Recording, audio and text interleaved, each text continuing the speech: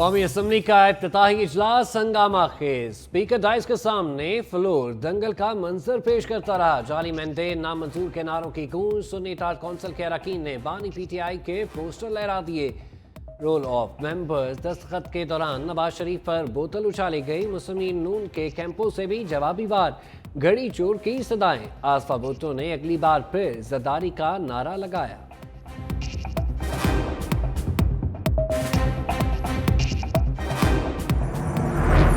राजा परवेज अशरफ सदके दिल से हल्फ उठाता हूं कि मैं खुलूस नीयत से पाकिस्तान का हामी और वफादार रहूंगा।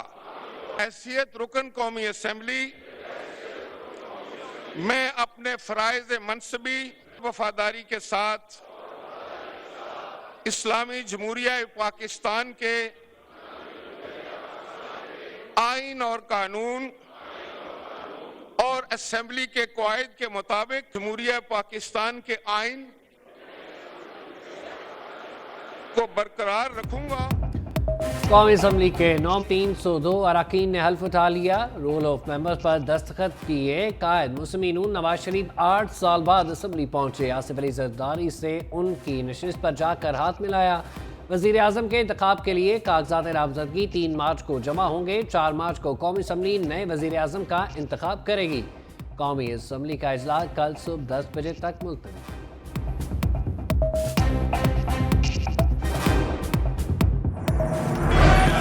ये शोर इसलिए मचा रहे हैं कि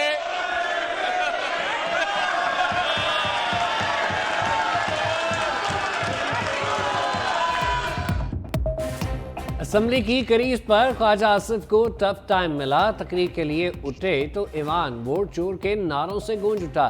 स्पीकर की भी एक न चली। लीगी रहनुमा ने जवाबी हमले के तौर पर घड़ी उतार कर अपोजिशन की जानिब लहरा दी। शोर शराबे में भी इजलास मुलतवी।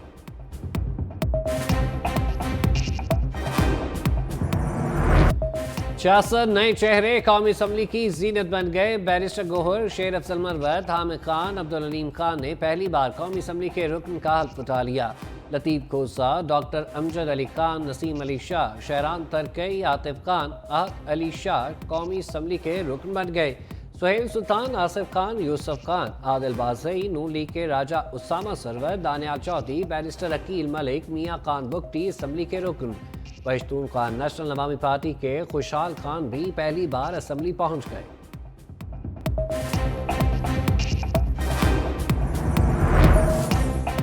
मुल्क के नए वजीर आजम का इंतखाब कैसे होगा? कौमी असम्बली सेक्रेटेरिएट ने शेड्यूल जारी कर दिया। 3 मार्च को कौमी असम्बली के नए कायदे ऐवान का इंतखाब किया जाएगा। सेक्रेटेरिएट राय दही से कल स्पीकर उम्मीदवारान के नाम पढ़कर सुनाएगा। अक्सरियत हासिल करने वाला उम्मीदवार वजीर आजम मुंतखब होगा। कोई उम्मीदवार मज़कूरा अक्सरियत हासिल ना कर सका तो दोबारा राय दही होगी। स्पीकर नताइज का ऐलान करेगा। बड़े ऐवान के बड़े खिलाड़ी पहले मरहले में सुरखरू। स्पीकर और डिप्टी स्पीकर कौमी असम्बली के ओहदों के लिए जमा करवाए गए कागजात नामजदगी मंजूर। स्पीकर के लिए सरदार अयाज सादिक, मोहम्मद अली डोगर और सेक्रेटरी कौमी असम्बली को जमा करवाए गए। स्पीकर कौमी असम्बली के नामजद उम्मीदवार सरदार अयाज सादिक के तजवीज़ कुनंदगान में चौधरी सालिक हुसैन, अब्दुल अलीम खान, सैयद नवीद कमर और अवैस अहमद लगारी शामिल। डिप्टी स्पीकर की दौड़ में सैयद गुलाम मुस्तफ़ा शाह और जुनेद अकबर रनवे पर। स्पीकर और डिप्टी स्पीकर कौमी असम्बली का चुनाव जुमा। मरकज में हुकूमत साजी के लिए सियासी इत्तेहादियों की दौड़। हुकूमती इत्तेहादी जमातों के वफ्द की MQM वफ्द के साथ अहम बैठक। MQM की स्पीकर, डिप्टी स्पीकर और वज़ीर आज़म के लिए हमायत की यकीन दहानी। सदर के वोट पर बात गोल कर गए।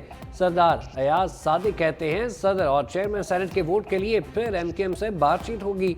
मुतालबे पर पीपल्स पार्टी और दीगर इत्तेहादियों के साथ बैठकर लाएमल तय किया जाएगा। MQM की जानिब से सदारती इलेक्शन में आसिफ अली जरदारी की मुखालफत के फैसले की तरदीद। हुकूमत का हिस्सा न बनने का फैसला।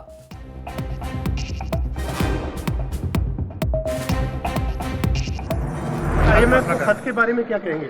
ये उनका वतीरा है और कोई पार्टी, कोई शख्स, कोई फर्द ऐसा खत नहीं लिख सकता।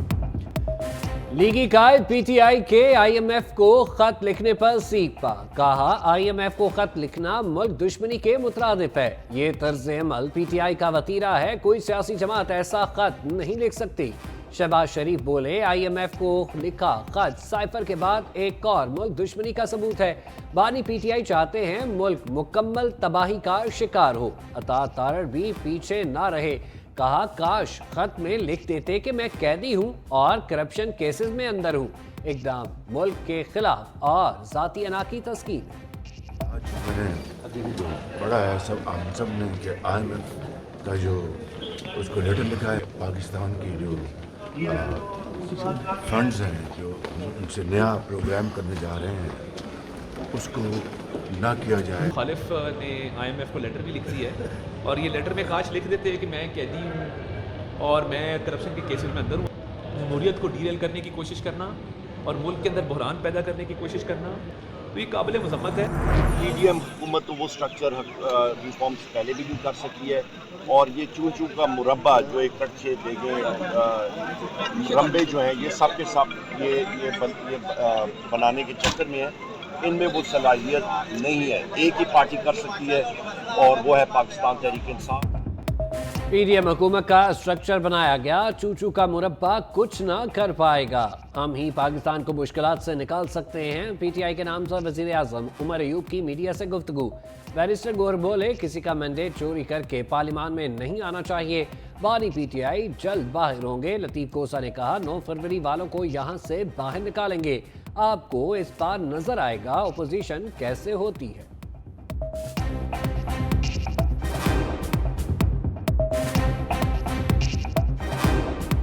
जिसके पास पब्लिक मैंडेट नहीं है उसका इस ईवान में बैठने का कोई हक नहीं। सर मरवा साहब ने अनाउंस कर लिया कि खान साहब 30 दिन के अंदर बाहर होंगे। इंशाल्लाह ताला उससे भी बड़ी जल्द 9 फरवरी वालों को यहाँ से जो है बाहर निकालें, तभी ये ऐवान पवित्र होगा। पोजीशन किस तरह की होगी कौन साहब? ऑपोजिशन आपको नजर आ जाएगी। जब IMF के साथ मुआहिदा हो रहा था हमसे एश्योरेंस ली गई थी कि क्या आप एश्योर करते हैं कि एक आज़ाद शफाफ इलेक्शन होगा। हमने सिर्फ वही उनको निशानदही की है, उनको याद दहानी कराई है कि आपने हमसे तो एश्योरेंस ली थी, क्या आपने यकीन दहानी कर ली है कि इस मुल्क में एक आज़ाद शफाफ इलेक्शन हुआ है। किसी गैर मुल्की अदारे की पाकिस्तान में मुदाखलत के हक में नहीं। रहनुमा तहरीक इंसाफ अली मोहम्मद खान कहते हैं बानी पीटीआई का जब IMF से मुआहिदा हो रहा था तो हमसे आज़ाद इलेक्शन कराने का कहा गया था। जरताज गुल ने कहा जुल्म या जबर नहीं, हमारे साथ दुश्मनी की गई। मुल्क की बेहतरी के लिए बानी पीटीआई को रिहा किया जाना चाहिए। शेर अफजल मरवत बोले अवाम ने हमें मैंडेट दिया, उसे मान लेना चाहिए।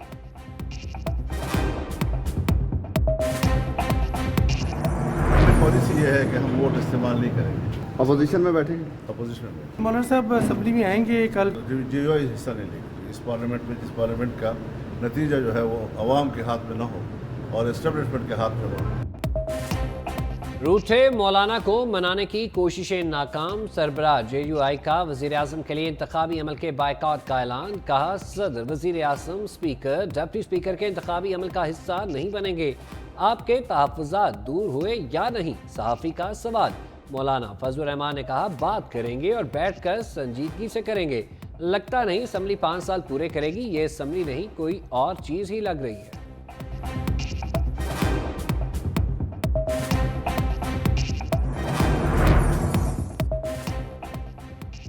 मौलाना फजलुर रहमान का बायकॉट का फैसला उनका अपना मौक़िफ़ है, उनके फैसले का एहतराम करते हैं। लीगी रहनुमा ख्वाजा आसिफ की पार्लियामेंट हाउस में मीडिया से गुफ्तगू।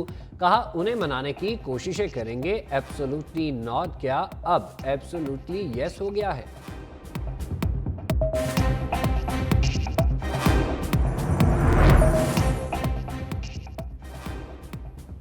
पीटीआई रहनुमा हलीम आदिल शेख ने पीपल्स पार्टी पर तनकीद के निश्तर चला दिए। चैनल न्यूज़ से खुसूसी गुफ्तगू करते हुए कहा कराची में जाली मैंडेट वाले दोबारा आ चुके। कराची वालों ने हमें वोट देकर फ़र्ज अदा कर दिया। कराची वालों के हकूक़ की जंग लड़ेंगे। कराची में सबसे बड़ा मसला अमन अमान का है। कराची में आधे घंटे की बारिश होती है तो बुरा हाल हो जाता है। पीपल्स पार्टी चौथी बार सिंध में इक़्तिदार में आई लेकिन कुछ नहीं किया। कराची में पीने के लिए साफ पानी तक मुयस्सर नहीं।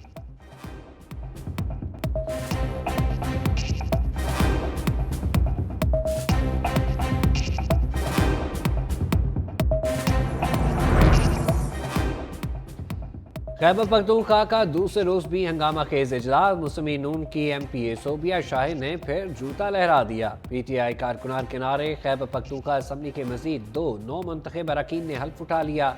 हल्फ उठाने वाले अरकान की तादाद 118 हो गई। बाबर सलीम सबाती 89 वोट लेकर स्पीकर, सुरैया बीबी 87 वोट लेकर डिप्टी स्पीकर मुंतखब।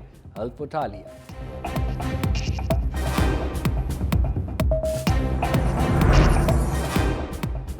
मुस्लिम नून के अब्दुल खालिक अचज़ई बिला मुकाबला स्पीकर बलूचिस्तान असम्बली मुंतखब। पीपल्स पार्टी की गजाला भी बिला मुकाबला डिप्टी स्पीकर बन गई।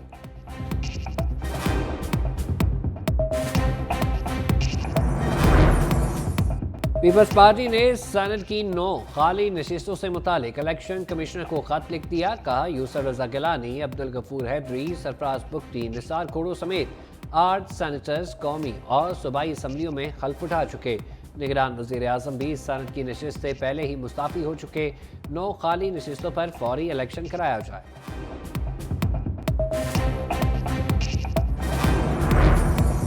ज़ियारत की तहसील संजावी पर PB9 में 7 पोलिंग स्टेशन पर रीपोलिंग। इंतखाबी अमल का वक्त खत्म। शदीद बारिश के बाद पोलिंग स्टेशन पर रश रहा। हल्के में 1,50,011 वोटर्स रजिस्टर्ड हैं।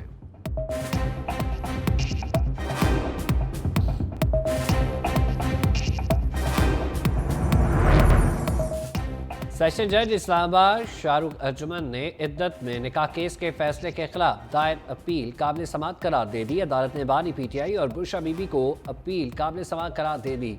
अदालत ने फ्रीकैन को 11 मार्च के लिए नोटिस जारी कर दी।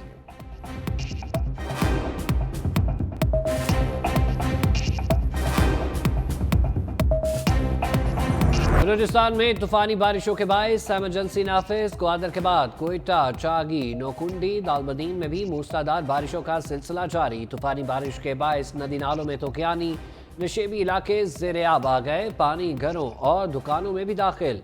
सड़कें डूब गई। कई इलाकों का एक दूसरे इलाके से राब्ता मुनक़ता। बलूचिस्तान में मजीद 2 रोज के लिए बादल बरसेंगे।